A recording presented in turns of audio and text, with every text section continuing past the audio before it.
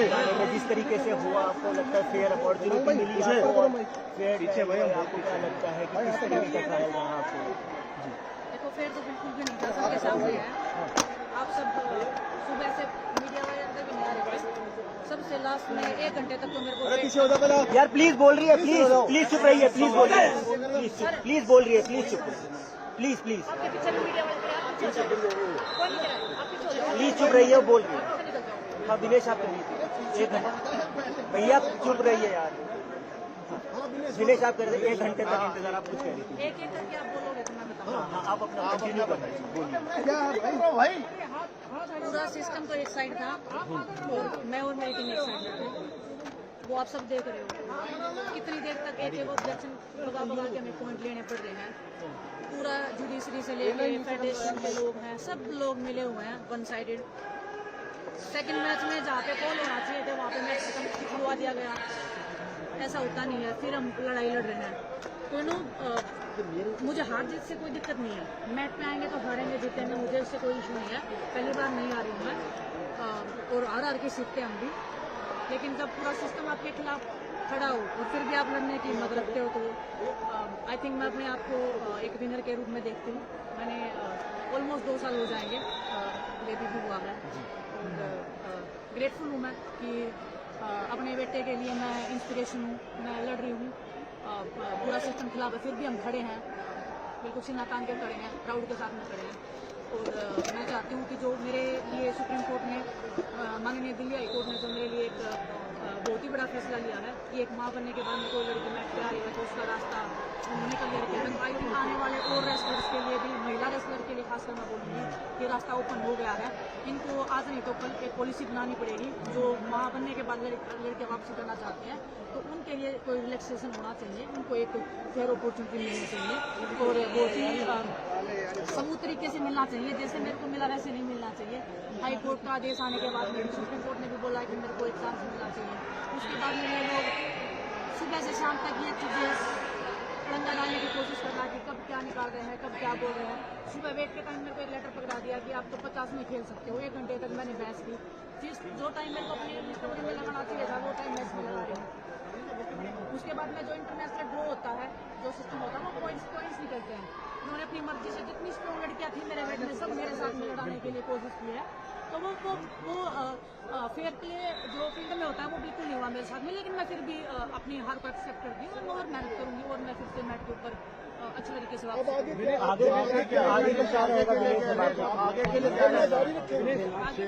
Los Angeles एक हार पूरा डिसाइड नहीं कर सकती है, तो मैं डेफिनेटली और मेहनत करूंगी। बहुत ही 10 महीने हुए मेरे बेटे को हुए और फिर भी मैं इस मैच पे खड़ी हूँ। आज अपने आप को फिट देख रही हूँ और मुझे मोटिवेशन मिला आज कि मैं जो यंग लड़कियाँ हैं उनको मैं बीट कर सकती हूँ। अभी मेरे में है वो हिम्मत और मेहनत करूँगी और अच्छे से जीतूंगी। मुझे पता है सिस्टम मेरे खिलाफ आज है तो कल भी खड़ा रहेगा, लेकिन मुझे इतनी उम्मीद है कि अगर मैं मेहनत करूँगी तो सिस्टम को भी मैं पीछे छोड़ के आगे निकल जाऊँगा।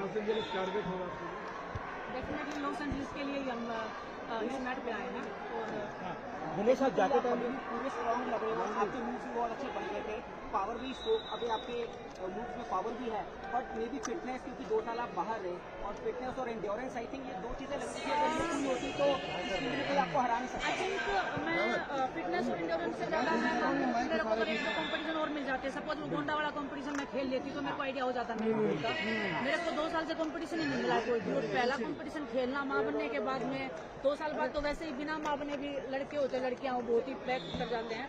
तो मुझे प्राउड है अपने आप के ऊपर कि मैं 10 साल के अपने बेटे को मोटिवेशन दे के जाऊँगी, घर पे जाऊँगी तो मैं खुशी से बोल सकती हूँ कि हाँ उसकी मम्मी ने कुछ तो अच्छा किया है और फिर से उस मैच पे हूँ।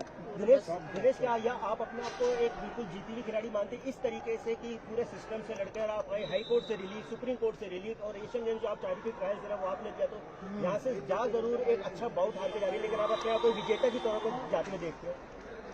अगर एज ए ह्यूमन बीइंग बोलोगे तो डेफिनेटली मैं बहुत सारी पॉजिटिविटी लेके जा रही हूँ। मैं पूरे सिस्टम के सामने खड़ी हूँ और इनको आखिर दम तक ये कोशिश कर रहे थे कि मैं मैट पे वापसी ना करूँ, लेकिन मैं आज उस मैच पे खड़ी हूँ, आई हूँ, तो वही सुप्रीम कोर्ट का, दिल्ली हाई कोर्ट का जज साहब ने जो टिप्पणियाँ की थी, तब ये लोग मतलब बेशर्मों की तरह लगे पड़े हैं, हर चीज़ इतना खिलाफ कर सकते हैं। और दुख इस बात का है कि सरकार है, चाहे साई है, चाहे स्पोर्ट्स मिनिस्टर है, चाहे आईओए है, कोई भी मतलब इसके ऊपर स्टैंड नहीं ले रहा है, तो ये बहुत दुख की बात है। वैसे तो बड़ी बड़ी बातें की जा रही है कि 2020 में कॉमनवेल्थ गेम्स आने वाला है, 36 में ओलंपिक्स लेके आएंगे, लेकिन जब आपके एथलीट इस चीज़ से सर्वाइव करेंगे तो आई एम सॉरी, आप डिजर्व नहीं करते हो कोई भी कॉम्पिटिशन। दिनेश लास्ट वर्ड्स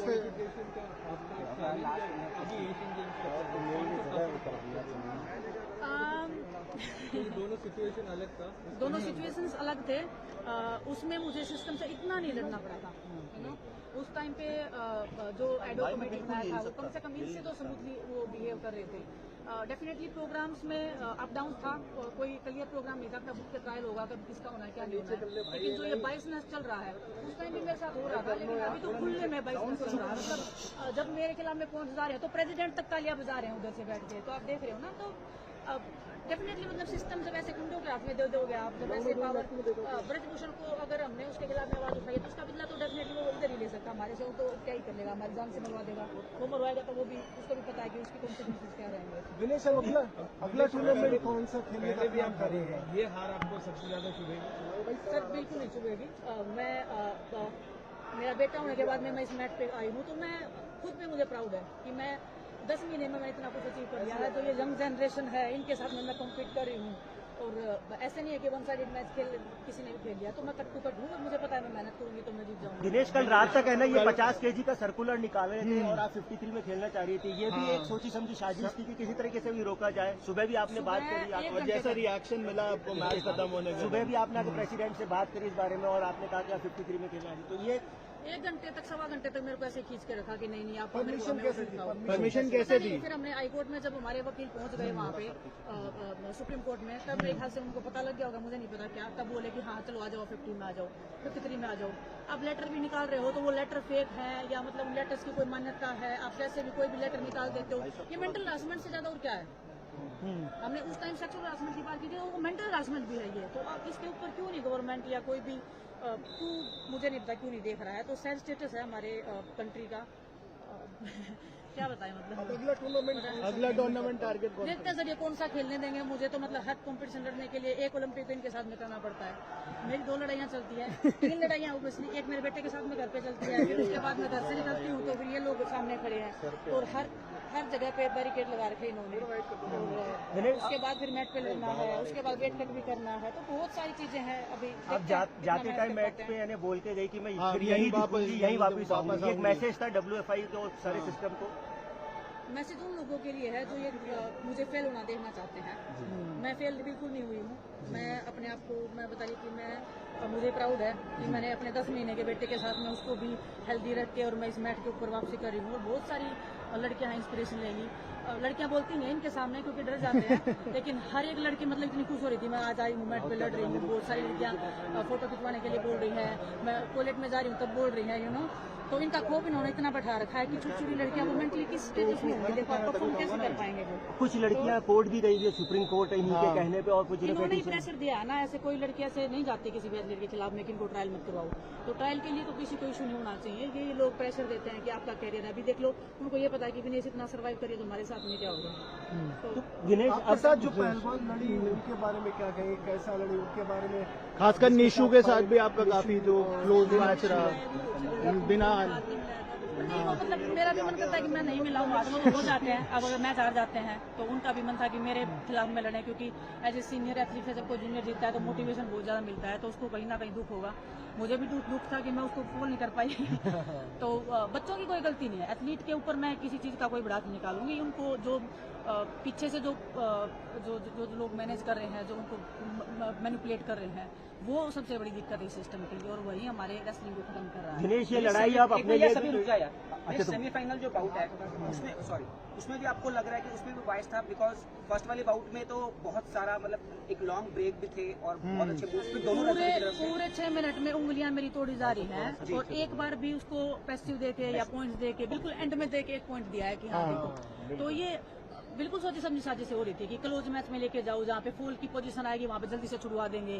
तो ये और जितनी भी मेरे वेट में 3-4 लड़कियां जो भी थी ड्रॉ में जानबूझ के मेरे साथ में फर्स्ट सेकंड थर्ड मैच तक जानबूझ के डाली गई वो लड़कियां, ताकि एंड तक आते आते इसकी एनर्जी बिल्कुल डाउन हो जाए और फिर हम बोले कि देखो देखो ये तो बिल्कुल रैंकिंग टूर्नामेंट की लड़कियों को भी लास्ट मोमेंट में अनुमति दी। बिल्कुल देखो ना, अब 2 दिन पहले निकाल रहे हैं। मैं यहाँ पे आई थी 1 दिन पहले वेट के लिए आई थी, यहाँ पे वेट मशीन भी नहीं लगा रखा था।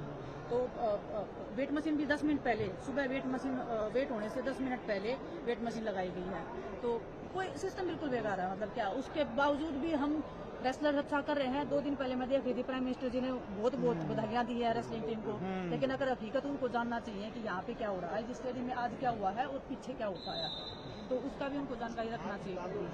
आप कह रहे हो कि सिस्टम के आप अगेंस्ट लड़ रहे हैं, सिस्टम आपके अगेंस्ट ही खड़ा, आप अकेले हो, मगर देखा जाए तो इंडिया सिस्टम में- ऐसा रहेगा तो आप अपनी कमबैक को फिर कैसे देखते हैं? इंडिया में जितने भी एथलीट आज तक मेडल जीतते हैं वो सिस्टम के अगेंस्ट लड़के ही जीत के आए हैं। सिस्टम ने उनको कभी भी सपोर्ट नहीं किया है। आप किसी का भी एग्जाम्पल ले लीजिए, आज भी बड़ा एथलीट जो है मेंटली हरास होता है, ये सिस्टम उसको करता है। और ऐसे बेकार लोग, मान लो पावरफुल ऐसे लोग बिठा रखे हैं पॉलिटिशियन, जो लड़कियों का हरासमेंट भी करते हैं, मेंटल भी और सेक्सुअल भी। उसके बाद भी गवर्नमेंट या कोई भी संस्थान, चाहे इंटरनेशनल संस्थान हो चाहे तो ये चीजें तो फिर रिपीट होने के चांसेस है ना, जैसे आप कह रहे हो, है, फिर चल कैसे, रहा है, चल हाउ रहा डू है। You see your comeback then? मेरे जैसे बहुत सारी विनेस है जो लड़ रहे हैं और इस हिंदुस्तान में स्पोर्ट्स को जिंदा रख रहे हैं। बट क्या इसका एंड देख रहे हो आप कभी? पता नहीं जी, इस चीज का तो मतलब मैं तो एक चीज मानती हूँ, जब हमारे देश में अंग्रेज थे तो भगत सिंह जैसे लोग भी आए थे, राजगुरु सुखदेव, हम बच्चों को बोल रहे थे कि एक भगत सिंह से कुछ नहीं होगा, राजदेव सुखदेव सारे लोग इकट्ठे होंगे तब शायद इस सिस्टम से हम लड़ सकते हैं।